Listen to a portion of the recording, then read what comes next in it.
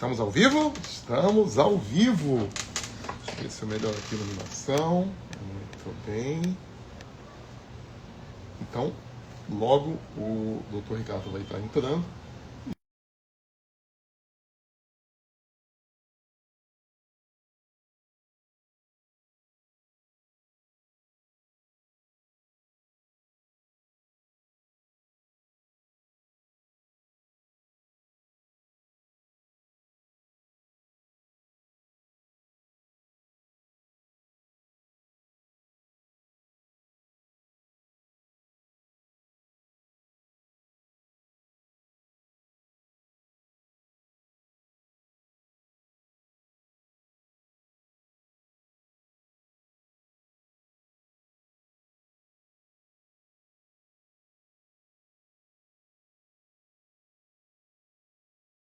E, literalmente, nós vamos começar uma live muito, muito, muito, muito importante.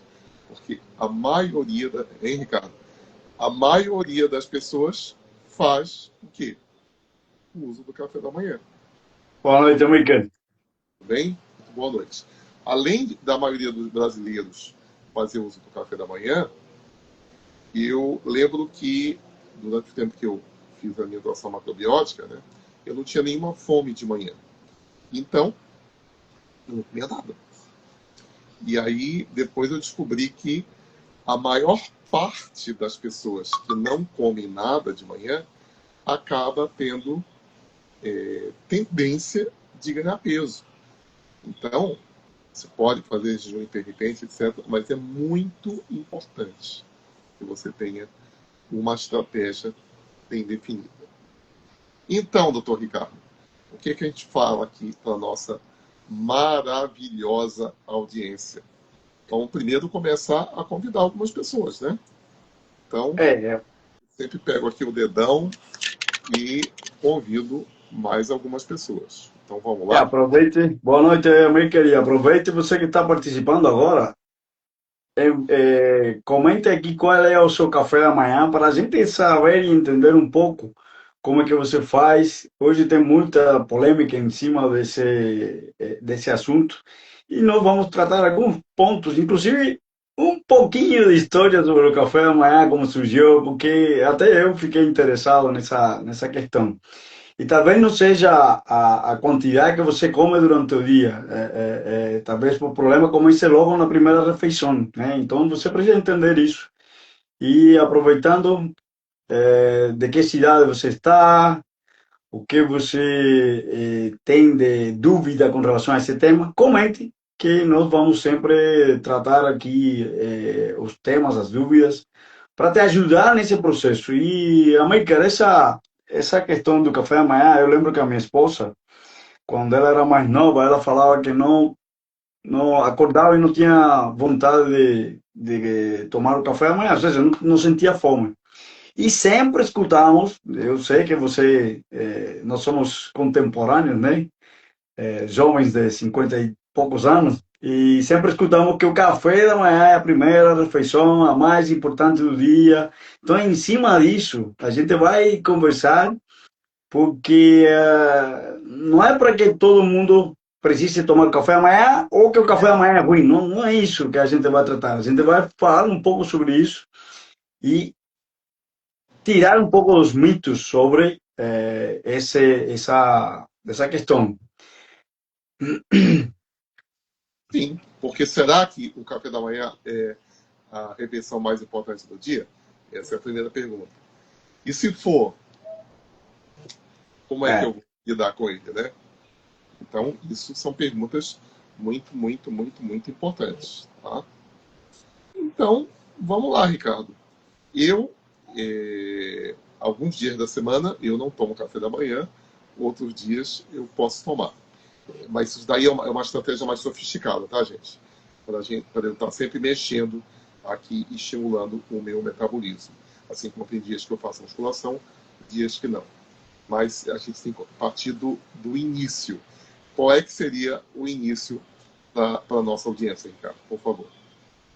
Não, é lembrar um pouco do que sempre escutamos, né? Quase todas as pessoas acima de 50, 60, 70 anos, inclusive até de 80, já escutaram que o café da manhã é a refeição mais importante do dia e que precisamos fazer o café da manhã, é, fazer o café da manhã. Agora, o que você faz no café da manhã, o que você coloca no café da manhã é o que vai fazer a diferença ao longo do dia.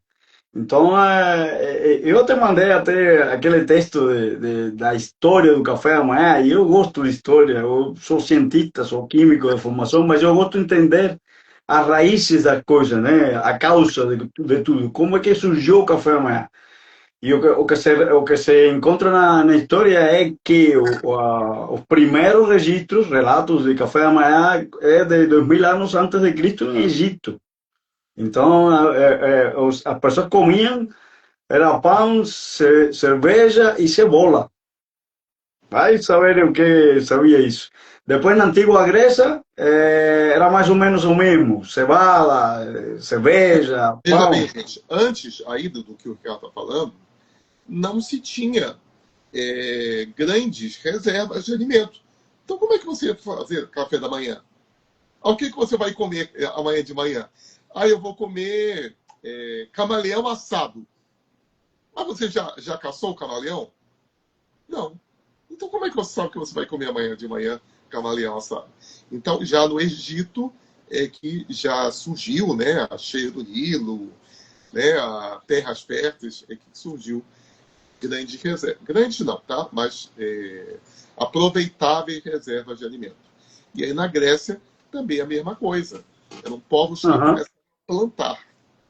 É. E às vezes comiam os restos do jantar, né? Do dia anterior.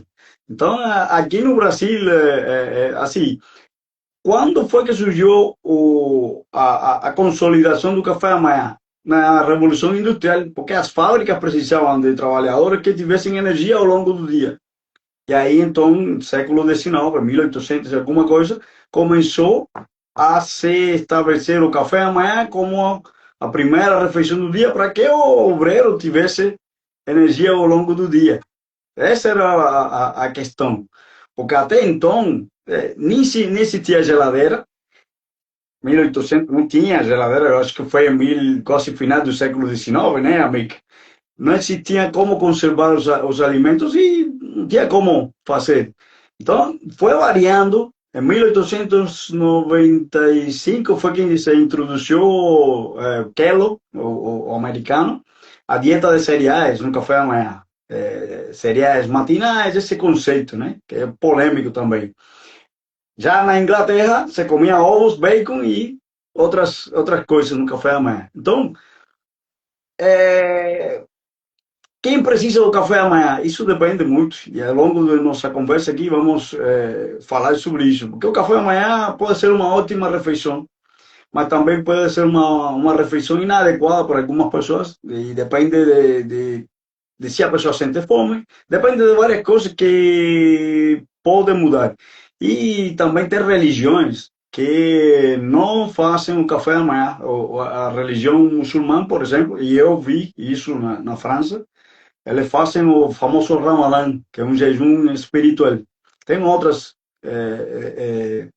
religiões que também fazem jejum, né? A hindu, Sabe? O tem jejum vários. é Budismo. digno das religiões, tá? Os católicos, Os os católicos protestantes, também fazem. tá?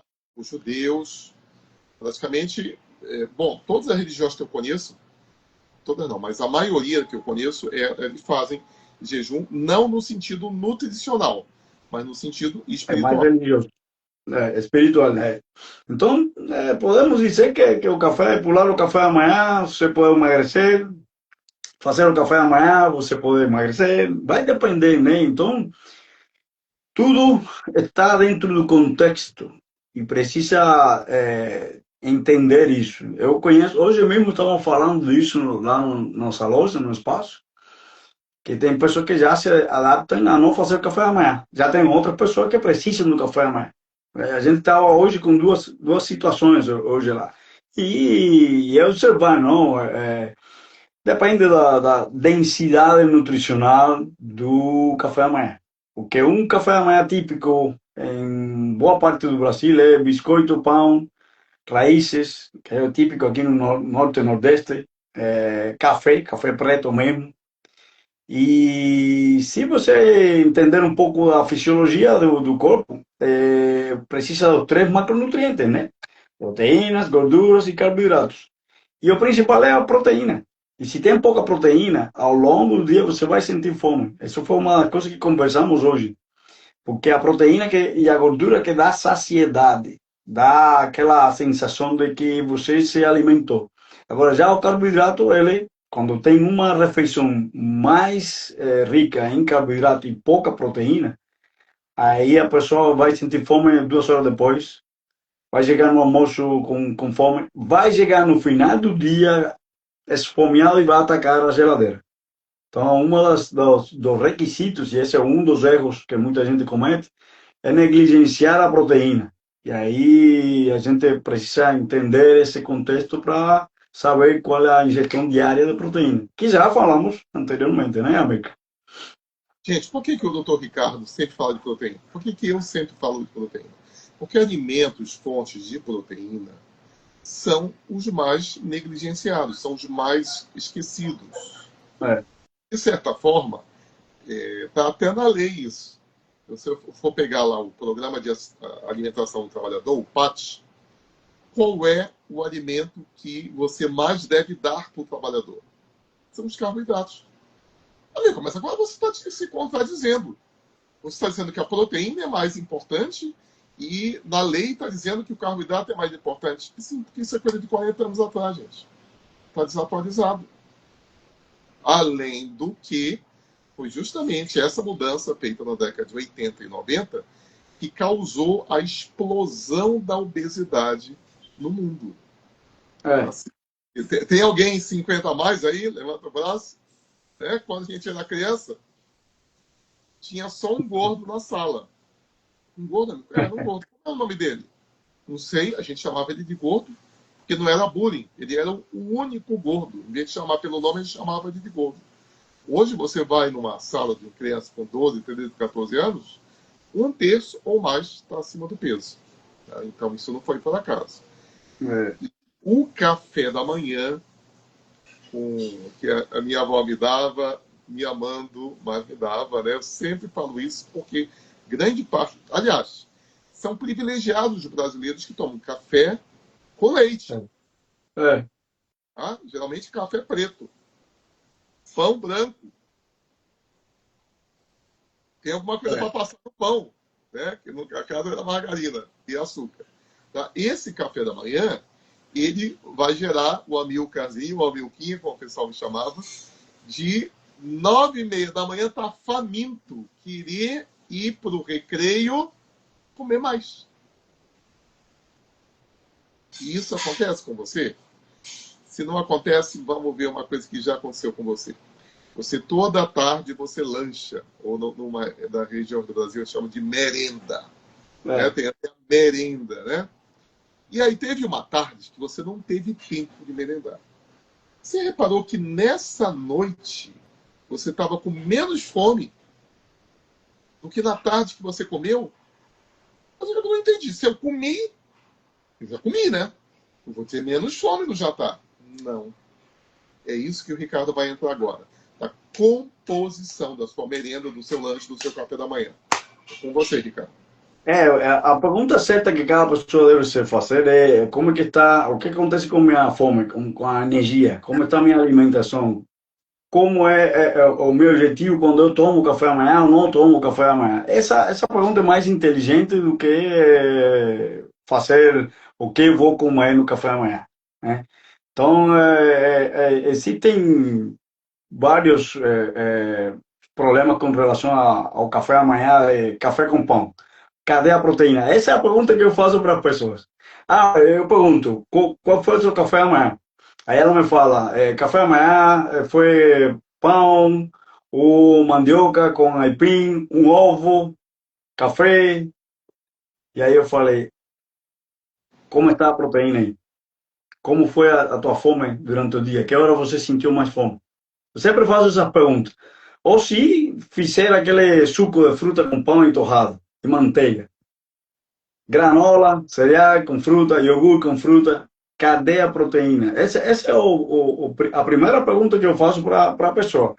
Porque não é que sejam proibidos esses alimentos, não é que você não deva comer, você que deve introduzir a proteína. Existem várias estratégias alimentares para o café da manhã. E uma delas, que você pode anotar aí, é colocar 30 a 50 gramas de proteína no café da manhã, na primeira refeição. Essa é uma estratégia que nós seguimos, orientamos a nossos alunos e clientes, né? E é uma estratégia. Tem pessoas que eliminam 10 quilos em 40 dias, fazendo essa recomendação de estratégia de colocar 30 a 50 gramas de proteína no café da manhã. O que representaria isso? Seriam uns 6. Tem gente que fica, tanto ovo. 6 ovos são aproximadamente uns 30 a 40 gramas de proteína. Eu faço, já fiz, já recomendei, ovo com bacon. E um copo de uma bebida. Uma bebida em forma de. Uma bebida funcional que eu tomo. Isso já tem quase 40 gramas de proteína.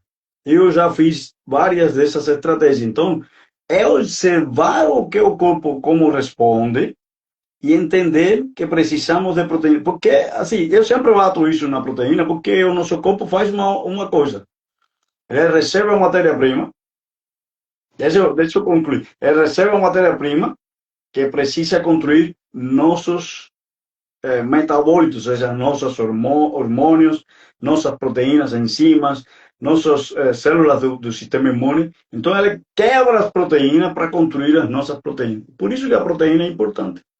Semana passada tivemos uma pessoa, nós estamos, América, não sei se, com essa revolução de últimos anos, últimos 2, 3 anos, de as estratégias para emagrecer, as famosas canetas, se está dando mais importância às proteínas. E nós estamos introduzindo no nossa loja uma refeição rica em proteínas, que tenha quase 60, 70 gramas de proteína. Acredite. Tem gente que diz, isso é muita proteína. Não, não é muita proteína. Depende. Vai depender do corpo. E tivemos uma pessoa na semana passada que ela teve mais energia durante o dia depois que tomou. E ela primeiro se sentiu estranha, que ela disse que nunca tinha, que ela é elétrica, ela é muito ativa e ficou mais ativa. E aí ela estava nessa dúvida. Eu falei, é lógico, porque o nosso corpo, como expliquei anteriormente, o que ele faz? Pega as proteínas da alimentação, quebra para formar proteína. Se você tem matéria-prima de qualidade, então, a energia, porque tudo se trata da energia no nosso corpo. Como é que o corpo produz energia? Se a gente está cansado, está faltando proteína, está faltando energia, está faltando hidratação também, porque a hidratação ajuda, a água faz com que aumente a energia do corpo. Então, esse foi um exemplo que a gente percebeu. Todas as pessoas vão ter essa mesma sensação? Não, vai depender. Então, essa é a questão que eu queria até exemplificar. Na verdade, você já falou o que eu ia falar, porque é o seguinte, o Ricardo falou há 3 minutos atrás. Precisa experimentar, mas não é experimentar um dia, gente. A gente sempre diz, olha, pega alguém para te orientar, pega a nossa mentoria, ou pegue com alguém, tá? Porque, por exemplo, ele deu um café da manhã que ele tomou, que a pessoa já sentiu energia no primeiro dia. Sim, mas o corpo ele vai ter uma adaptação. Assim como a gente usa uma série de bebidas funcionais, que às vezes no primeiro dia a pessoa diminui a energia. Mas se tu deixa uma bebida funcional comprovadamente potente para fulano de tal, ele diminuiu a energia. E a gente já tem experiência, tá? A gente já sabe o motivo. Às vezes é porque aquela pessoa comia tanta gordura e tanto sal, que aquela gordura e aquele sal que ela comia era o estimulante dele. Como diminuiu a gordura e o sal, aí o corpo ele precisa se adaptar. Então, mas por que? Não pode comer gordura? Não, gente, é tudo adaptação. Só que lembra o seguinte, Quando a gente, olha, por exemplo, eu estou lidando com interessante que a gente vai falando nas lives. Ricardo, nas últimas semanas tem aparecido um bando de doente para falar comigo. Eu, olha, não, doente é com o médico, mas atenção, vão falar comigo porque às vezes o médico, em vez de ver a causa do sintoma, dá um remédio para acabar com o sintoma. A pessoa tem dor de cabeça e aí dá na dor. E às vezes é pressão alta, às vezes é problema no ouvido, problema no olho, sei lá, na barriga.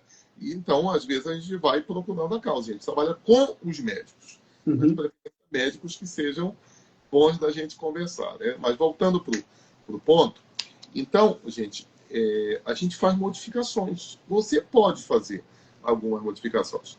São justamente algumas dessas modificações que o Dr. Ricardo vai fazer agora.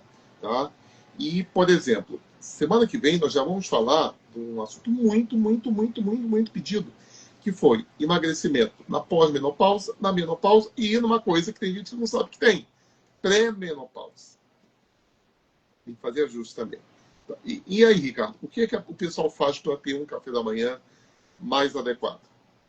A primeira coisa que eu sempre falo é prioriza a proteína. Se você quiser comer pão, não é que sejam alimentos vilãos. Eu, por muito tempo não. Quando eu comecei a entender um pouco sobre alimentação, em 2013, eu apliquei uma estratégia alimentar ou um estilo alimentar, baixo em carboidrato e alto em gordura e proteína, principalmente proteína. E aí eu comecei a culpar, eu, como cientista, começando a entender todo o processo de nutrição e metabolismo do corpo, comecei a culpar os carboidratos que eu comia. Mas, na verdade, eu comecei a fazer uma mudança metabólica que o nosso corpo já tem. Que nós temos dois mecanismos de produção de energia. Carboidrato, através da glicose, e energético das gorduras, através dos corpos cetônicos, porque não é a gordura em si, é a gordura que produz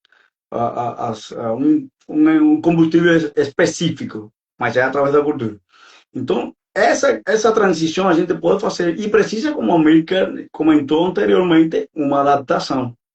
E eu me adaptei tão bem a esse tipo de alimentação que eu levo desde 2013 nesse estilo alimentar, alternando com outros estilos, né? E sempre pensei, é o carboidrato. Na verdade, é o contexto, como é que o corpo se sente. Cada um tem uma biologia individual que segue determinadas regras ou características da nossa espécie, mas precisamos adequar a alimentação para a América, para Ricardo, para quem está nos assistindo. E aí é que entra o conhecimento nosso, tanto da América como eu, de entender o processo e ajudar a pessoa, porque não é só reduzir o peso na balança. Muita gente fala, as pessoas chegam lá na nossa loja e falam, deixa eu pesar aí. Mas é que a balança não está dizendo a big picture, ou seja, todo o quadro do corpo, da composição corporal.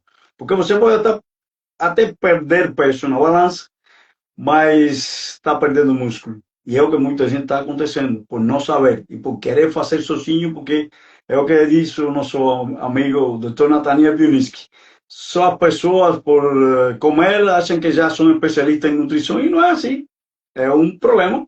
Então, a pessoa quer reduzir gordura e o que nós falamos é reduzir gordura, preservando a massa muscular, aumentar a massa muscular. Eu, como cientista, já venho acompanhando minha composição corporal há muitos anos, desde 2018. E eu estava observando, antes de entrar aqui na live, que eu aumentei em quase 5% minha massa muscular desde 2018 para cá. E eu vou fazer 56 anos daqui a umas semanas. Então, isso para uma pessoa acima de 40 anos, eu falo assim, sinceramente, é um desafio. O que comer vai fazer a diferença. O que fazer e também relacionado aos 5 pilares que nós vamos falar daqui a pouco. Porque o músculo é importante. O músculo não dá para negociar. Depois dos 40, a gente precisa fazer musculação. E as duas coisas para aumentar a massa muscular. Proteína e estímulo ao músculo. Se não tiver, não vai aumentar. E é isso que eu venho fazendo de 2018 para cá. Minha massa muscular veio de 35, alguma coisa, 35,4% a 39,2%, quase 5%, quase por aí. E vou confessar que eu não sou tão disciplinado, mas sim sou constante. E essa é a diferença, porque a constância te cria confiança. E uma das coisas que eu sempre falo para as pessoas, é, confie no processo. Venha conosco, passe 90 dias, que aí entra o acompanhamento dos nossos tantos protocolos que está baseado em três coisas: em ciência, tecnologia e resultados. Tanto a mim como eu temos resultados de pessoas que já tiveram conosco um bom tempo, fizeram constantemente, fazendo ajustes, nos corrigindo, entendendo o que está acontecendo para que a pessoa esteja mais próxima do objetivo. Porque é aquilo que até a Meika, com a sabedoria que ele tem, fala sempre. O que eu estou fazendo hoje, naquela refeição, no meu estilo de vida, está me aproximando mais do meu objetivo, da minha meta, do meu sonho, ou vai estar afastando? E a gente consegue entender isso para ajudar. Por isso que a alimentação e musculação precisam andar juntas e não há como negociar isso, né? Aí tem pessoas que me falam, eu só tomo um café com açúcar e passo bem. Aí eu respondo, ó, passar bem não quer dizer que está nutrido. Porque, como diz o nosso colega David Menezes, né, são mais de 100 nutrientes que precisam entrar em cada refeição. Se não entra, está criando um déficit. E não é o déficit calórico que importa, é o que determina. É o déficit de nutrientes. Aí a pessoa começa a ter problemas de saúde, aparecem os sintomas, e em lugar de tratar a causa, trata o sintoma com remédio, como o Mikel comentou anteriormente. Então, você precisa entender, você que está aqui nos assistindo, que é necessário o contexto, entender como é a sua biologia, entender a que hora você sente fome, entender como está a hidratação, entender como está o seu atividade física. Acima de 40 anos, não é para negociar atividade física. Eu conheço até umas meninas de 20 e poucos anos na academia, que ela começou, parou e falei, ó, estou observando você, volta, porque você vai precisar. A minha esposa, por exemplo, agora está viajando, ela está em Campos do Jordão, e acredita-me que ela está procurando academia. Hoje foi o primeiro dia, ela está buscou uma academia, um CrossFit, fez exercício, amanhã vai de novo. Então, e ela era uma pessoa que não fazia atividade física em 2018. Entramos na academia, eu ia quase todos os dias, ela não ia, pagava mensalmente, ia uma, duas, três vezes ao mês, mas hoje ela criou, através da disciplina, através da constância, criou o hábito de ir todos os dias É, à musculação. faz agora, tá? A gente vai falar nas próximas 2 semanas sobre controle de peso e emagrecimento na pré-menopausa, na menopausa e na pós-menopausa. Só que depois a gente pode falar sobre crenças que engordam, crenças que emagrecem. Deixa gravado aqui. Mas nós vamos encerrar, tá? Semana que vem pode ser até um pouquinho mais curto. Já faça suas perguntas. Quem você conhece que quer aprender a se preparar para a menopausa, para ter uma ação melhor na menopausa, você pode emagrecer durante a menopausa e também no pós-menopausa, tá? E isso serve para os homens. Mas por quê? O homem não tem menopausa. Mas o homem tem andropausa e tem mãe, filha, esposa, namorada, então ele acaba sendo afetado. É bom você assistir também, tá bom? Então, o Ricardo vai dar as últimas palavras e convidar vocês para a próxima live, segunda-feira, às 19h30. É muito importante que, se você está se identificando com o que nós estamos comentando aqui, se você acha que o café amanhã está te prejudicando, ou que você está fazendo um café amanhã talvez saudável, como todos os cafés amanhã que se recomendam em alguns protocolos de nutrição, e que não está conseguindo emagrecer, talvez não seja esse o café amanhã, sabe? É o conhecimento que você tem em cima disso, o contexto do teu dia, e o que nós fazemos é isso através dos nossos protocolos. Nós perguntamos como que você se sente quando come o café, toma ou faz o teu café amanhã, a fome a que horas aparece, se 10, 11 horas, dependendo do horário que você toma a primeira refeição, como é que você chega no almoço, de tarde como está a energia ao longo do dia e de manhã principalmente, como você dormiu, porque isso também afeta. Às vezes a pessoa fala, eu estou fazendo um bom café da manhã, mas está dormindo mal ou dormindo pouco. E às vezes isso com uma correção dentro dos nossos protocolos, você consegue ajustar e avançar. Ah, Ricardo, eu faço jejum e é um dos erros mais comuns, American, que fazem jejum, é que fazem depois de fazer uma extravagância. Comer muita comida que não é adequada para a biologia do nosso corpo. Aí no dia seguinte, eu vou fazer jejum porque eu preciso me desintoxicar. Ricardo, Mas, a gente vai começar a encerrar, mas eu vou responder uma pergunta que me fizeram. Poxa, por que você não dá uma lista de alimentos? Soluções, etc. Gente, às vezes a gente dá. Tá? Mas esse é o diferencial desse canal. Inclusive, pela primeira vez eu vou pedir para você se inscrever e divulgar, né? E curtir. Você encontra listas contraditórias na internet. A gente quer que você siga aí o que o Ricardo falou. Aumentou a sua fome ou diminuiu a sua fome? Não é melhor isso do que eu te dar uma lista de alimentos? A gente pode te dar também, de vez em quando te dá. Tá? Mas pensa sobre isso. E a gente se encontra segunda-feira que vem. Traga mais gente. Ficar bem, mas, saúde e sucesso. tchau, tchau, uma ótima semana.